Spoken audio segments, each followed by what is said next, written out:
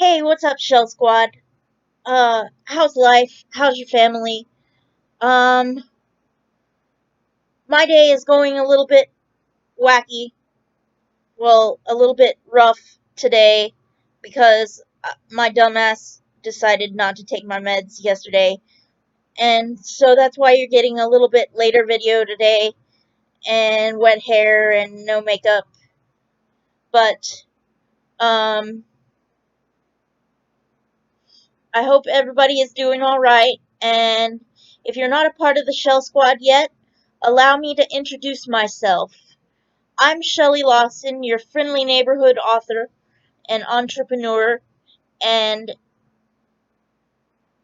you should subscribe because I take time out of my busy schedule to make a video for you guys every day, and it would make me really happy to have you join my squad. Maybe we'll get t-shirts or something. Oh wait, we do have t-shirts. Actually, we have a whole lot more than just t-shirts. We we've got leggings, baby clothes, coffee mugs, hoodies.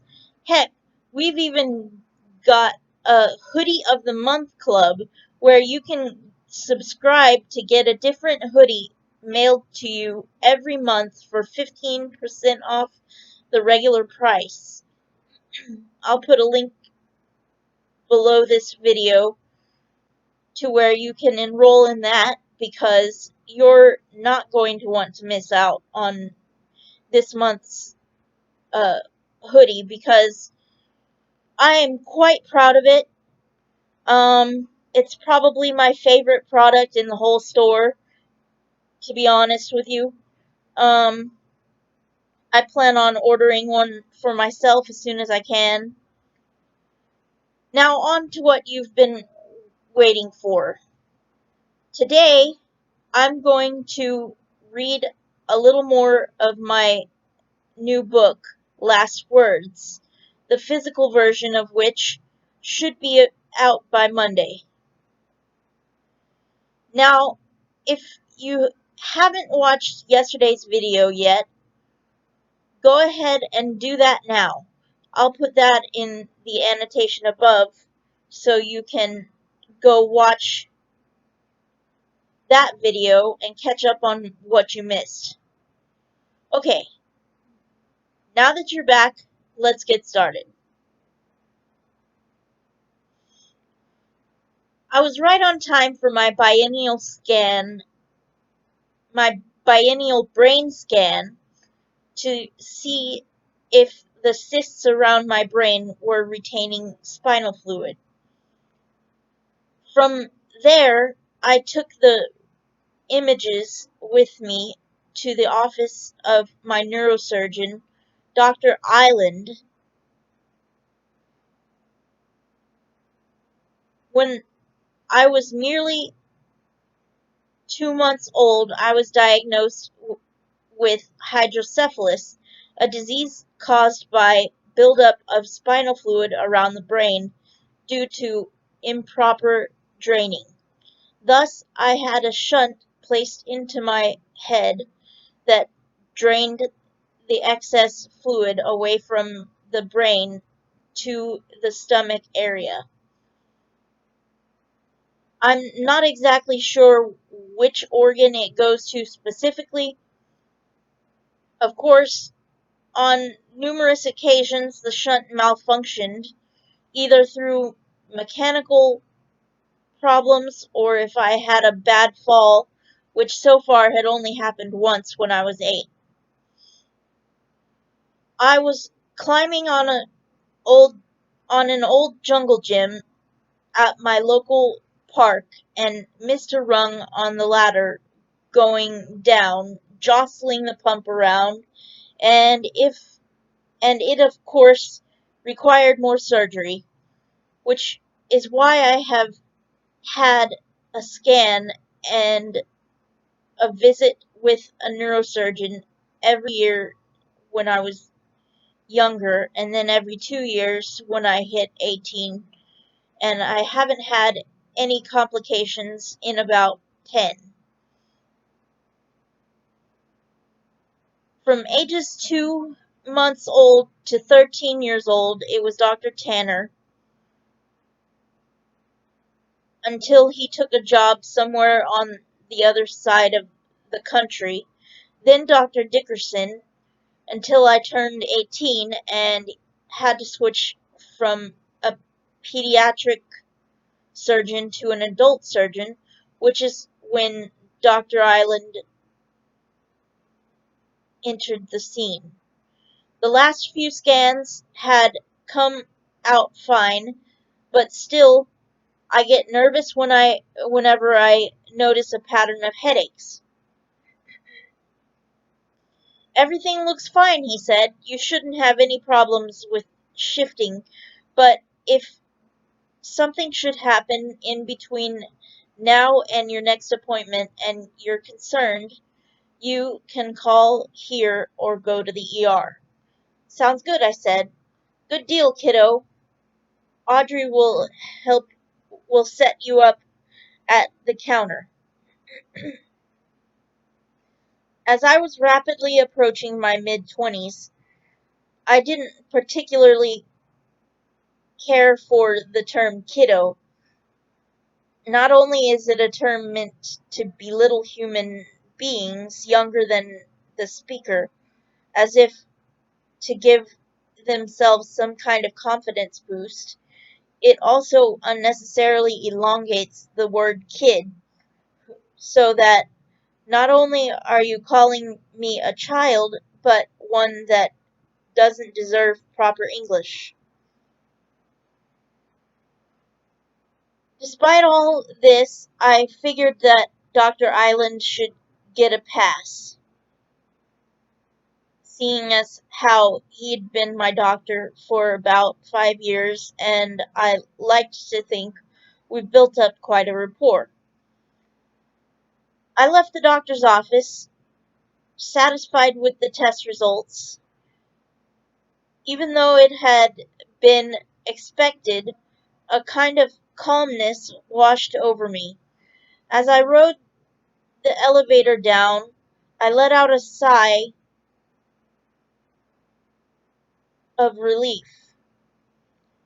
That is, until I stepped out of the elevator and saw that creep from the parking lot casually chatting away with the clerks at the front desk. I looked around to see if there was a way to get out without him seeing me. When I spotted an exit to my left, I quickly turned on my heels and left through the side door. The last thing I need is some creep following me around. That evening I joined my parents for dinner. Usually my roommate and best friend Sage would join us, but despite but she decided to stay at our place, a small house that my parents had built for us behind theirs, and give me some time alone with my family.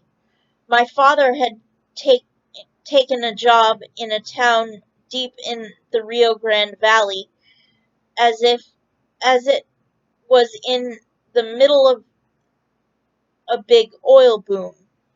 So he was rarely here. He was going on and on about work as usual, so I just sat and nodded, and as I poked my peas one by one with my fork and ate them. Eventually my mom chimed in. I guess you got good news from the doctor. Yeah, same old news every 2 years. How was the drive? Not especially horrible. It was a shame you had to drive yourself. Yeah, well, Sage had to take John Vincent to his cello lesson. John Vincent was Sage's younger brother. There was an age gap of 12 years between them. Did anything else interesting happen? Mother pressed. It was like she knew sometimes. Well, there was this one thing. Sorry if my... Roscoe, get down. Get down. My dog is shaking the bed, scratching. Anyway, go, Roscoe. Go now. Okay. It was like she knew sometimes. Well, there was this one thing. It was more weird than interesting, actually. I had some weirdo hit on me in the parking lot. At least that's what I think he was trying to do. That's what I think he was doing. Well, trying to do. My dad looked up with about 40 creases on of concern on his forehead, waving a piece of Brussels sprout he had speared on his fork. He asked, "You got someone harassing you, sweetheart? Sweet pea?" Sometimes I have to scroll down and I try to uh guess what the word is gonna be, and I was wrong. Sweet pea. I handled it just fine on my own, thanks. Well, at least I can sleep well at night, knowing I raised a daughter with such a highly developed sense of knowing what her daddy wants to hear. You just let me know the next time you feel threatened by someone. Okay, Dad, I will let you know if any big scary man gives me any trouble. Alright, you two, my mom interjected. Let's not get into another one of your little debates, or I'll send you both back to grade school and you can debate it in Mrs. Robbins' class. No, Mom, please, anything but grade school, I mocked horror. So I hope you enjoyed these snippets. If you have any questions about the reading, please let me know in the comments. If you're interested in learning more about hydrocephalus, I'd be more than happy to clear up what I can for you, as I have battled with hydrocephalus myself since basically birth. I had my first surgery for it when I was 2 months old. Actually, I just had 2 surgeries for it last year and am super thrilled because the part of my hair that was growing, that was shaved off due for the surgeries, um, is finally growing to where it can go into a ponytail, which is huge for me because I can't think straight without my hair up. It's weird. Well, I think I'll end the video on that note. Be sure to sign up for your Hoodie of the Month membership.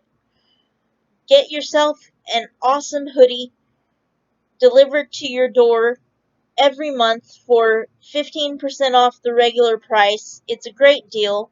I'll put a link to that in the description for you. Don't forget to like this video and subscribe to this channel because I make new videos every day and it makes me smile when I get a new subscriber. It's not hurting you and it will help me, so why not? We all need to help each other out. Let's show this pandemic who's boss. Bye!